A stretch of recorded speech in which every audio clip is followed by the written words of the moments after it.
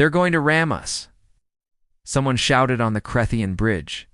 Fire all weapons. Destroy that ship.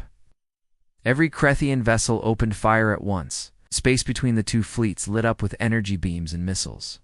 The Defiant's shields collapsed under the barrage. Weapons fire tore through the hull, ripping apart sections of the ship, but the Defiant didn't stop. It couldn't stop. And nothing short of total destruction would slow them now. On the Defiant's bridge, consoles exploded as power overloads cascaded through the damaged systems. Park was thrown from his station, blood streaming from a head wound. Tanaka fought to keep weapons online, firing at any Crethian ship in their path. Sarah gripped her command chair, watching the eternal dominance grow larger on the view screen. They were going to make it.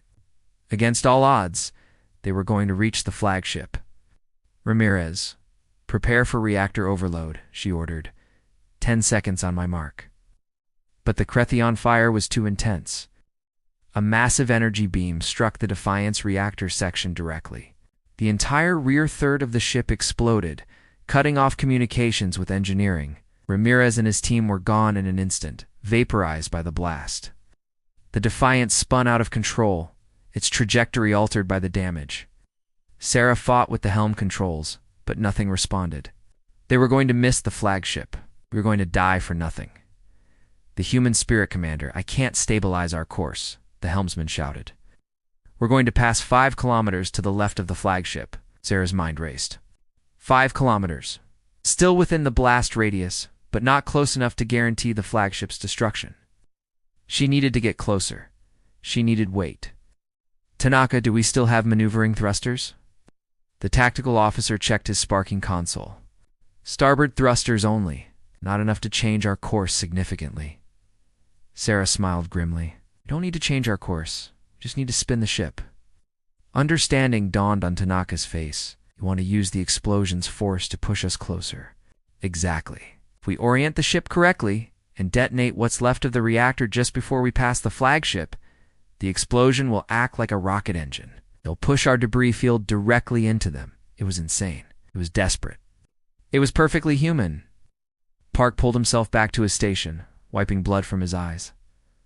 I'll handle the orientation. Tanaka, you time the detonation. Commander, you make sure our message gets sent. Sarah accessed the communications system. One last transmission. One last chance to tell humanity what happened here. One last opportunity to show the galaxy that humans didn't bow to tyrants. She began recording. This is Commander Sarah Reeves of the Earth vessel Defiant. If you're receiving this, we're probably dead. But before we died, we took 22 Crethian ships with us. We protected 5,000 colonists. We bought Earth time to prepare. And we showed these conquerors that humans don't surrender. The eternal dominance loomed ahead, now just seconds away. Sarah continued speaking, her voice steady. To the Crethians, you thought we were weak. You thought you could conquer us like you conquered everyone else. But you forgot something important. Humans don't just fight to win. We fight because it's right. We fight for each other. We fight until our last breath. And even if you destroy us, we will make you remember our names. The ship was spinning now, Park's expert handling, bringing them into position. To humanity, Sarah finished, don't mourn us. Remember us. Remember that 47 people stood against an empire? Remember that we bought you time? Use that time well. Make our sacrifice mean something. Show these aliens what happens when you threaten Earth.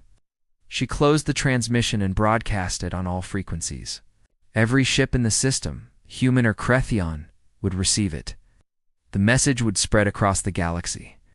Detonation in 5 seconds, Tanaka announced, his hand on the final trigger. Sarah looked at her crew, Park still bleeding but refusing to leave his post. Tanaka, young and brilliant, who could have had a full life ahead of him. The helmsman, the communications officer, the security teams, the engineers, all of them had chosen to be here. All of them had chosen to stand. It's been an honor, Sarah said simply.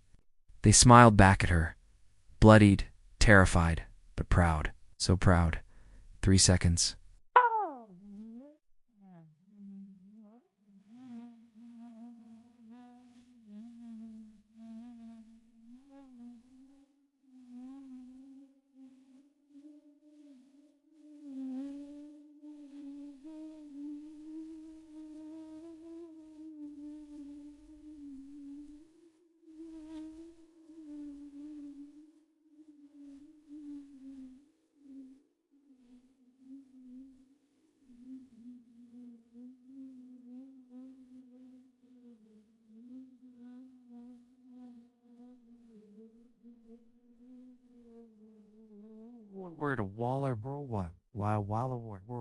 His weapons were still firing, still tearing it apart, but something in his ancient warrior's heart recognized what he was seeing. Courage. Absolute, undeniable courage. These humans had known they would die, and they had attacked anyway. 2 seconds. Varnrex thought of his 67 medallions. 67 civilizations that had begged, surrendered, or died quietly. Not one had done what these humans had done. Not one had hurt his fleet like this. Not one had made him feel respect. 1 second. The human ship's reactor exploded with the force of a small star. The shockwave of the explosion was visible from the outer edge of the system. A brilliant flash of white light as the Defiance reactor underwent catastrophic overload. The force of the detonation tore the remaining ship apart, sending debris flying in all directions at tremendous speed. But Sarah's plan worked. The explosion pushed the debris cloud directly toward the Eternal Dominance. Thousands of tons of shattered metal, still moving at enormous velocity, slammed into the Cretheon flagship. The Dominance's shields flared and failed. Hull plates buckled. The massive ship shuddered as debris punched through armor and tore into critical systems. But it was the reactor debris that did the real damage. Pieces of the Defiance overloaded reactor core still burning with unstable energy embedded themselves in the Eternal Dominance's hull. Secondary explosions rippled across the flagship. As the unstable material reacted with the ship's own power systems, Varnrax grabbed his command throne as the bridge tilted violently. Consoles exploded. Officers were thrown across the room. Alarms screamed from every direction. "Damage report," he roared. His engineering officers struggled to access the systems. Multiple hull breaches. Primary power failing? Main weapons offline? We're dead in space, Commander. Varnrex couldn't believe it. His flagship, the mighty Eternal Dominance, crippled by a single destroyed human ship. Around him, 47. Other Cretheon vessels had been caught in the explosion's blast radius. 15 were destroyed outright, their shields overwhelmed by the force. 32 were damaged, some critically. In less than 5 minutes, one human ship had eliminated or crippled over 70 Cretheon vessels. Varnrex looked at the view screen, now showing static and distorted images. Somewhere in that debris field were the bodies of 47 humans who had known they would die and had attacked anyway. For the first time in 400 years of conquest, Supreme Commander Varnrex felt something he had never experienced before. Fear. The message spread. Sarah Reeves' final transmission spread across the galaxy like wildfire. The Cretheon fleet's communications were compromised by the damage, but dozens of other vessels and nearby systems picked up the signal. Merchant ships, exploration vessels, even pirate craft. They all heard the human commander's last words. They all saw the sensor recordings of what happened next. Within hours, the transmission reached Earth. Admiral Okonkwo played it in the command center, tears streaming down her face. The entire room stood in silence as Sarah's voice echoed through the space, defiant to the end. "She did it," someone whispered. "She bought us the time we needed." Okonkwo nodded slowly. "She did more than that. She showed the Cretheans that humans won't break. She showed the galaxy that the Dominion can be hurt." The Admiral straightened, wiping her eyes. "Send this transmission to every ship in our fleet, to every colony, to every human in the galaxy. Let them see what courage looks like. Let them know that if 47 people could stand against an empire, then all of us together can defeat it." The message spread to other species as well. Civilizations that had been conquered by the Cretheans, now slaves in the Dominion, heard about the humans who fought back. They learned about the defiant stand. They saw proof that the supposedly unstoppable Cretheans could be beaten. In the slave colonies on the Outer Rim, whispers of rebellion began. On conquered worlds, resistance movements formed. The Cretheans had ruled through fear and overwhelming force. But the Defiant had broken that illusion. Humans could destroy 70 Cretheon ships. Maybe others could fight back too. The aftermath. 1 week after the Battle of Proxima, Earth's defense fleet arrived at the system. They found the wreckage of over 70 Cretheon vessels floating among the asteroids. The Eternal Dominance was still there, crippled and dark, its crew struggling to make basic repairs. The remaining Crethian ships had retreated to defensive positions, their confidence shattered. Admiral Okonkwo commanded the human fleet from her flagship. She studied the tactical situation with grim satisfaction. The Crethians still outnumbered her fleet, but they were demoralized, damaged, and afraid. "Open a channel to the Eternal Dominance," she ordered. Varnrex's face appeared on screen. The Supreme Commander looked diminished somehow, his arrogance replaced with wary respect. "Human Admiral," he said formally. "I am Supreme Commander Varnrex. I acknowledge your fleet's arrival." Okonkwo leaned forward. "Commander Varnrex, I am Admiral Patricia Okonkwo of the Earth Defense Force. You came to conquer us. Instead, you've learned a hard lesson about humanity. We don't surrender. We don't break. And we certainly don't let tyrants threaten our people." Varnrex was silent for a long moment. Then, incredibly, he bowed his head slightly.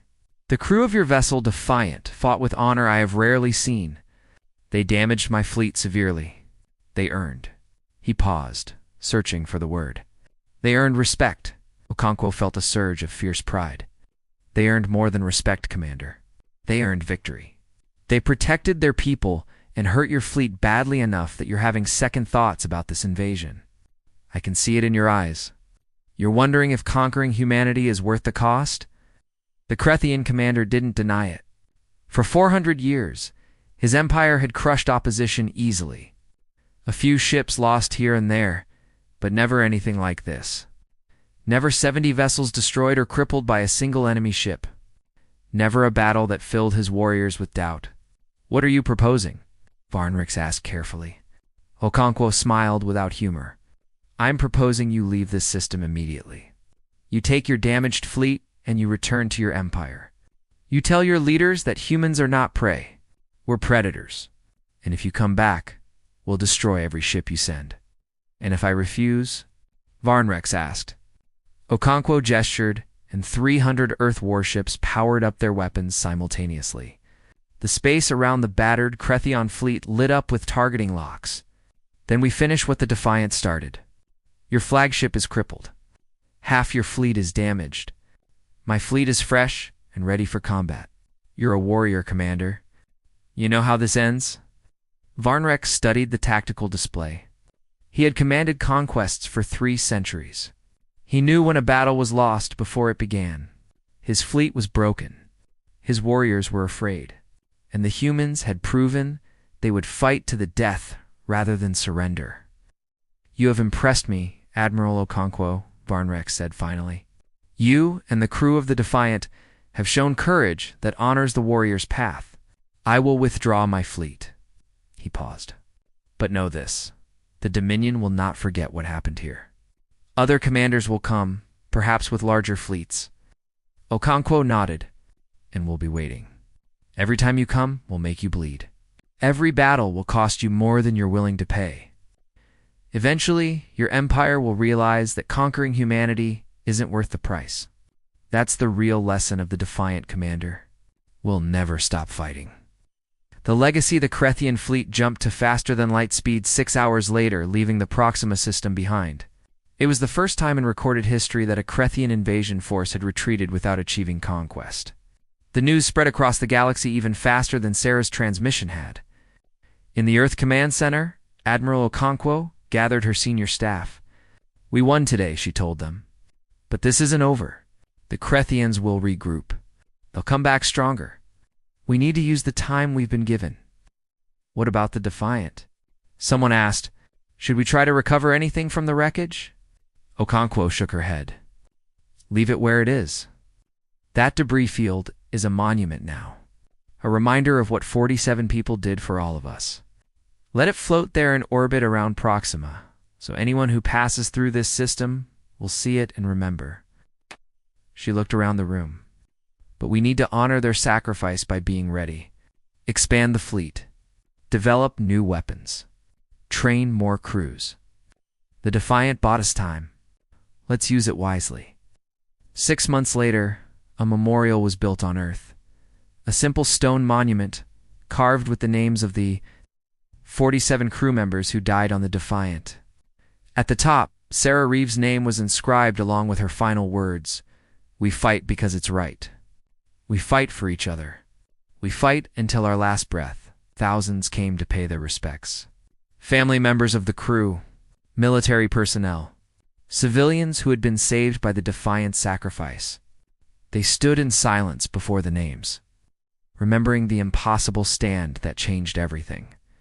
But the real legacy of the Defiant wasn't just on Earth. Across the galaxy, other species heard the story. The peaceful Sellan survivors, enslaved by the Crethians, began a resistance movement. They called themselves the Defiant in honor of the human ship. On a dozen conquered worlds, rebellion sparked. The Crethian Dominion, which had ruled through fear for 4 centuries, suddenly faced challenges everywhere. Their empire, which had seemed eternal, began to crack. All because one ship had refused to surrender. In the Crethian capital, the High Council met to discuss the disaster at Proxima. Varnrex stood before them, no longer the confident commander who had set out to crush humanity. "The humans are unlike any species we have encountered," he reported. "They do not fight with logic or calculation. They fight with emotion, with passion, with willingness to sacrifice everything for their principles. They are," he paused, choosing his words carefully, "they are dangerous." The council members whispered among themselves. Finally, the eldest spoke. "You recommend we avoid human space?" Varnrex nodded slowly. "I recommend we reconsider our entire approach to them. If we push humans too hard, they will not break. They will explode. The Defiant proved that. And if all of humanity fights with that same determination," he didn't need to finish. The council understood. An empire that had crushed 67 civilizations had finally found an enemy they couldn't simply overwhelm. "We will."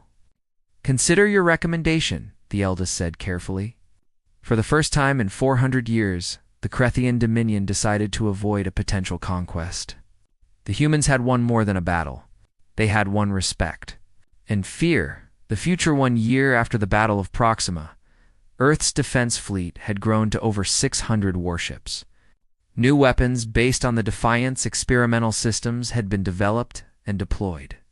Training academies taught tactics inspired by Commander Reeves and her crew.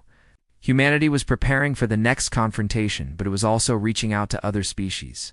The civilizations that had been conquered by the Crethians found in humanity a potential ally. Trade agreements were signed. Defensive pacts were formed. Slowly, an alliance was building.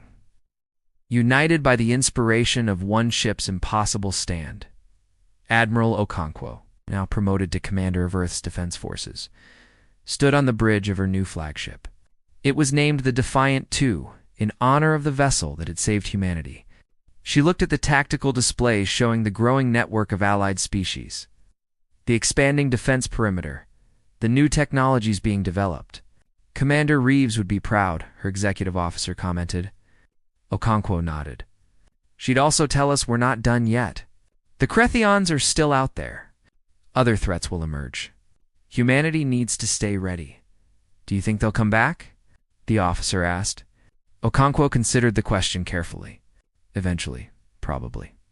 Empires don't give up easily, but when they do come back, they'll find us ready, and they'll find we're not alone anymore." She gestured to the tactical display showing dozens of allied species. Sarah Reeves and her crew didn't just save humanity, they inspired a galaxy. That's their real legacy. The officer smiled. "One ship against an armada. It still seems impossible." "It was impossible," Okonkwo agreed. "But humans have a habit of doing the impossible when we need to." The Crethians conquered worlds with ease for 400 years. Then they met a single human warship that obstructed their path, and everything changed. She turned from the display to look out at the stars. Somewhere out there, the Crethian Dominion was licking its wounds, debating whether to return. Somewhere out there, other threats lurked in the darkness between worlds. But humanity was no longer the weak, scattered species the Crethians had expected to crush. They were united. They were armed. They were determined. and they had learned the most important lesson, that courage and sacrifice could change the course of history. The Defiant fought alone, Okonkwo said quietly, but no human ship will ever have to fight alone again. That's the promise we make to Sarah Reeves and her crew. That's how we honor their memory. Epilogue. The warriors respecting his private chambers on the Krethion homeworld. Supreme Commander Varnrex sat alone. Before him lay a new medallion, the 68th he had commissioned. But this one was different from all the others. Instead of marking a conquest, it bore an inscription in the human language. It's translated carefully. USS Defiant. Worthy adversary. Varnrex had never made such a medallion before. In 400 years of warfare, he had never encountered an enemy worthy of this honor. But the humans had earned it. 47 warriors who had known they would die and had attacked anyway. A commander who had sacrificed everything to protect her people. Varnrex understood warriors. He respected strength and courage above all else. The humans had both in abundance. They had hurt his fleet, damaged his flagship, and forced his retreat. They had done what no other species had managed. They had made the Krethion Dominion afraid. He placed the medallion around his neck, next to the 67 conquest medallions. It felt different somehow, heavier. When his aide entered and saw the new medallion, he asked carefully, "Commander, what does this one represent?" Varnrex touched the medallion thoughtfully. It represents the day the Dominion learned, we are not invincible.